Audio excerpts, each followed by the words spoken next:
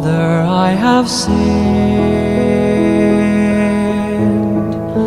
I am Father Sebastian Zaato. I was born on the 19th of January 1969 in a little village in Ko, but actually brought up in Wa. I was 3 years old when my father moved to Wa, so I lived most of my adult life or growing up life in Wa, and then attended Xavier and then Namam Secondary School. Yeah, and then I got the call to become a priest, a difficult call, but I responded to it, hoping that I really made the right choice, and entered St. Victor's and got ordained on the 16th of October 1999 together with Father Wilfred Agana, my very good friend, at the cathedral here in Tamale.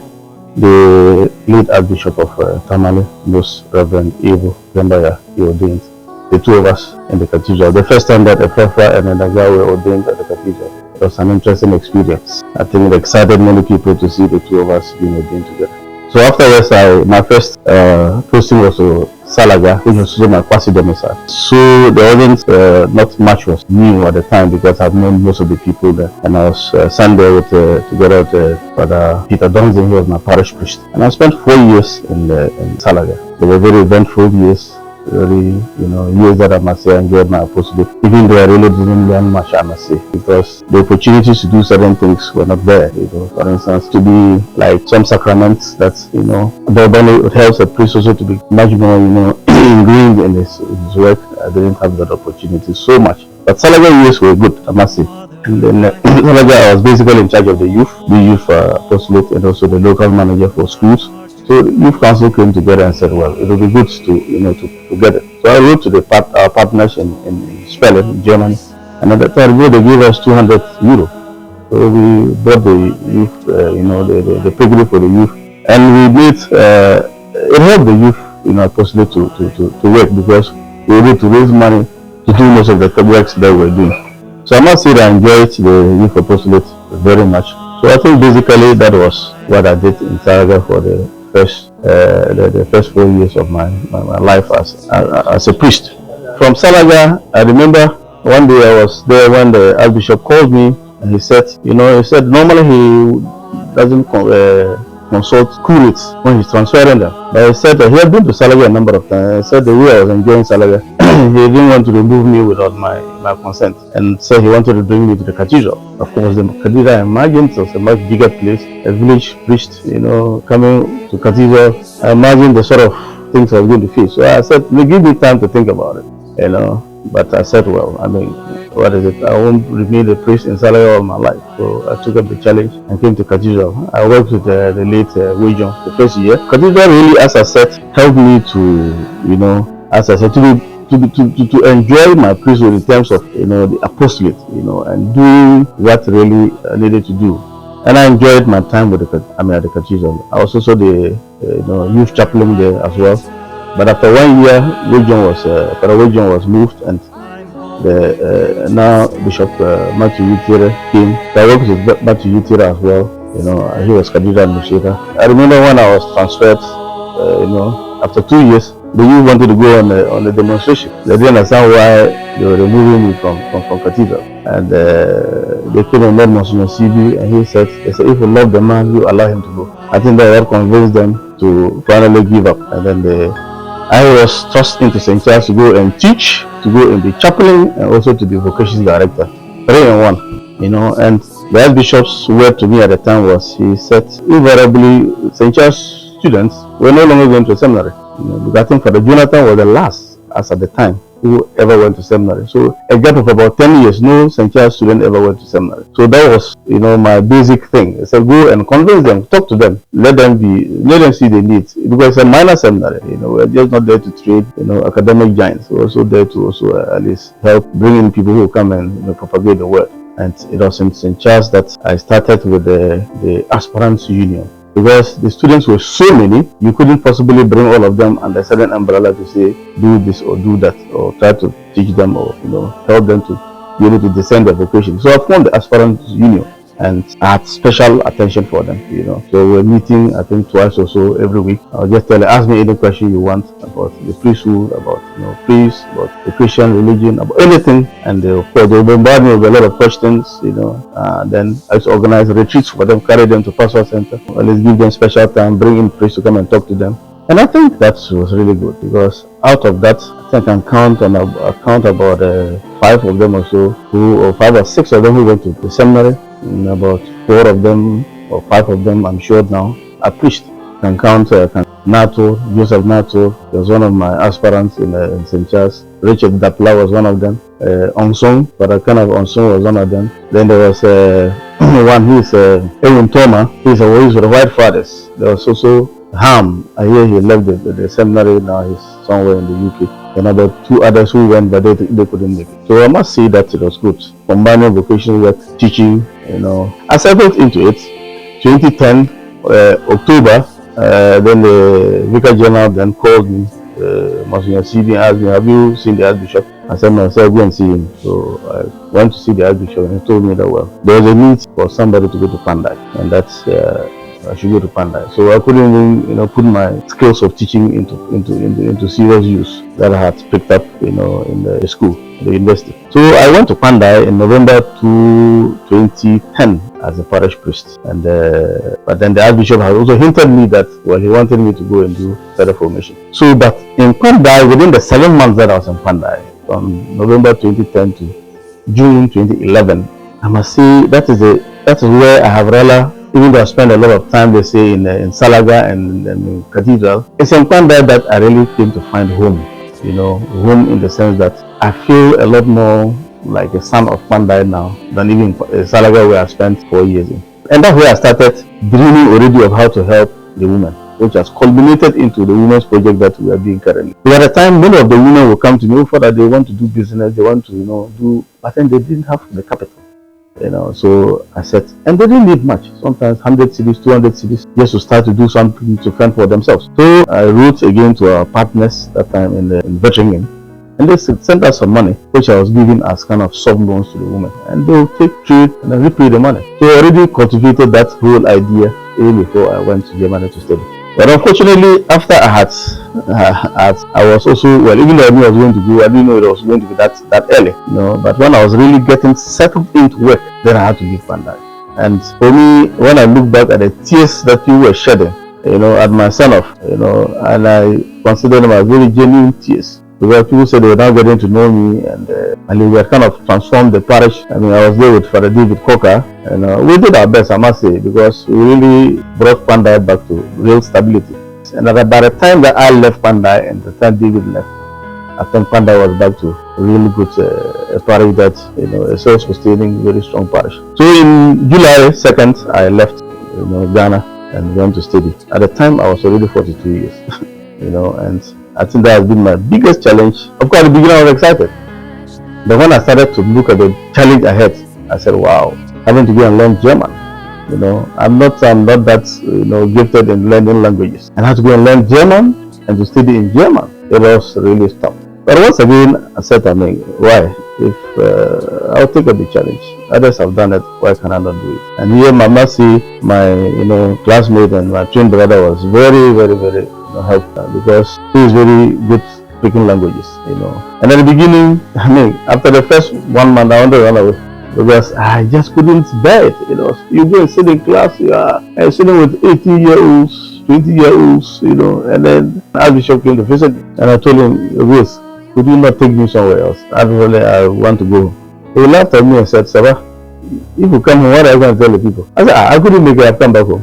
He said, no way. He said, you can make it. So when I realized that there was no other way, so I plunged myself into it. And I did 6 months, at the language school. Then, of course, then gradually, anything that I didn't understand, I'll call Wilfred. He was then already working studying and working in the parish. Weekends, I'll take my train and go there and eat my TZ, with Dr. Emmanuel Bassa. They'll give me encouragement, oh, don't worry, you will make it. Gradually, of course, then I started hearing. I started hearing what they were saying, and then, of course, then started to speak. I was excited, honestly. That's why I don't want to lose my German language. I struggle to learn it. I struggle to learn it. Yes. So from there, I now began my studies. And you have to write a state exam, the language exam. You fail that exam, you're coming home. So I wrote it, and then I started. The first time I went and sat in lecture hall, the professor spoke for 1.5 hours, and I had nothing.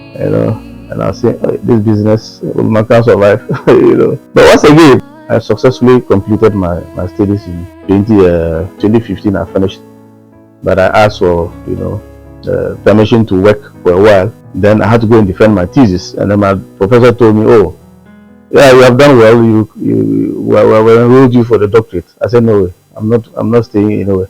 I'm going back home. I'm tired." So just to tell you that I mean, it was a difficult period, but I don't regret it at all. Today, when I look back today, I feel that if I had run away, I'd have done myself a huge disservice. Late 2016, actually, around August, I came back home, and then I was appointed to the development office where I work currently. And of course, development office when I came was well, I don't want to say it was in tatters. There was nothing, to write home about. The handover notes they gave me was just about a 3-pager handover notes. I read through them, and then I said, well, let me start work and see how things go. And here I must pay tribute to David Isaka, who at the same time also was moved to TAMALE. He came to be the liaison for he was supposed to coordinate between the southern what do you call it, the Caritas Ghana and then the northern diocese. And I was asked to get an office for him. So I got him an office, and we started talking, and then we started to work together. I must pay tribute also to some particular project that we have undertaken, which have been very, very, very successful today. And I mentioned particularly the women's project in Pandai. As I said, while I was there, with this vision that I had when I came back, of course, I brought money. I talked to some friends of mine in Germany, and they gave me quite a bit of money. I decided to go back to Pandai, and I did what I was doing before. I gave the money, to the women to give among themselves as a, kind of sub-loans and to repay. And as usual, the repayment rate was wonderful. It was nearly 100%. So with that, we now developed the the VSLA, kind of VSLA, what we call it, the project, which we term as PRICE, promoting resilience for improved incomes through capacity enhancement for women. My hobbies, those who know me, they know I used to play football very well. That's why even when I went to the priest with some of my colleagues, wondered why I didn't choose to play football rather than come to become a priest. Over the period, of course, I developed my skills in football very well, and I love football. It's just that I noticed that I was invested, so much emotions in football, that I have decided to just get off it now. I love football. I like to listen to, watch football, but now I am a bit tempted. I'm always been very sportive. Yeah, apart from football, I do many other things. Play volleyball, I play table tennis, but when I don't have the time to do those things. So, but my key thing now is exercise. I do a lot of exercise, but this exercise actually linked to my health. So it became a hobby. It's a hobby, but also because I have to be healthy for very good reasons. Those who know me, they know I used to be very big. Yeah. So I started doing a lot of exercises then. So I think these are the hobbies that I can talk about. The biggest gratitude I can say, or thanks I can give to, is my late father, my late mother. They were very, instrumental and in giving me what I needed for my apostolate.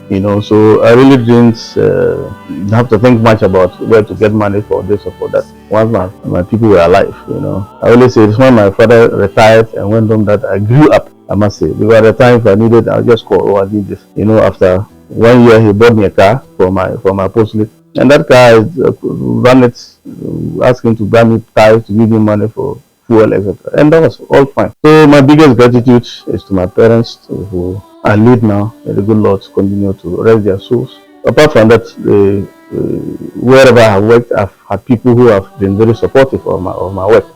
I mentioned particularly Madam Fatipo. She has been very supportive. There are many more that I could mention. They have been very supportive. In Germany, I got a lot of opportunities also. I was in 2 major parishes, and those parishes, were very, very helpful in terms of giving me the resources to start all these projects. Some of these projects that we are doing currently. So when I told them that I was coming home to do development work, the parish that I was working in, they gave me quite a hefty sum of money. When I went to the south to study in Freiburg, I was first of all living with an old lady, because the parish house was a bit far away from the university. So the diocese kind of got a place for me. I was living with this old lady. She was like, profound. She's like a mother to me. There are times she'll call and ask me what I have eaten. Because she's very concerned about what happens to me. Most of the things that I do, it is with help from these people. So I like to thank her also, and thank my parish priest. So my life as a priest has been, I must say, have been very blessed. I thank God for, giving me this, calling me into the vineyard to serve His people. So I would like to say a big thank you to the Archbishop, current Archbishop of Tamale, Most Reverend Philip Nane, and also the late Archbishop who ordained me, and it was very good to me, and we had a very good relationship. Likewise, the current Archbishop, yeah. Of course, maybe the Archbishop, because he's kind of, we're very close, so to speak. He knows quite a lot about me. And I think that when he came at the beginning to Tamale, we had a very stormy relationship. But I think the time everything kind of settled. There's one particular thing that I like to recall. I'm sure is when he asked me to go to Pandai, and I went to Pandai. And I invited him. We organized this parish, the 40th anniversary celebration of the parish. I called to tell him that if he could come for it, but then he said no, he was busy. He wasn't sure he was going to come. So he was going to send the Vicar General. But I don't know which story he heard where. And then one day I was on my way back to Pandai when I got a call from him. He said, "Sada, where are you?" I said, "I'm just on my way to Pandai." I said, "I want you back to Tamale the following day." So the following day I returned. And he said, yeah, he didn't want to come, but at the stories he's hearing, he thinks he has to come to Pandai. So I smiled. Said, "What are the stories?" He said, "I hear that you have helped. You have succeeded in turning Pandai around. So I would like to come and thank the people and tell them that I'm taking you away from there." And then he came. I'm sure that maybe afterwards he started trusting in my abilities, and I thank him for the opportunity given to me, also for the encouragement. I like to thank a good friend and twin brother Agana.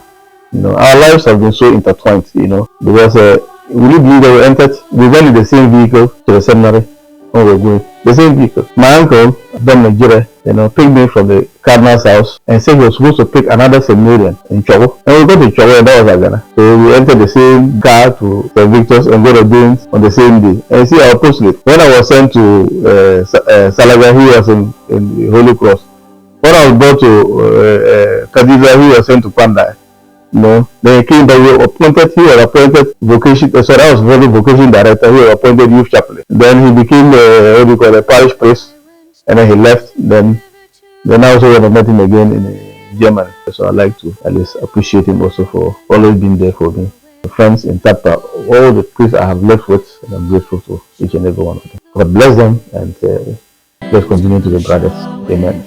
The robe and crown, good Lord, show me the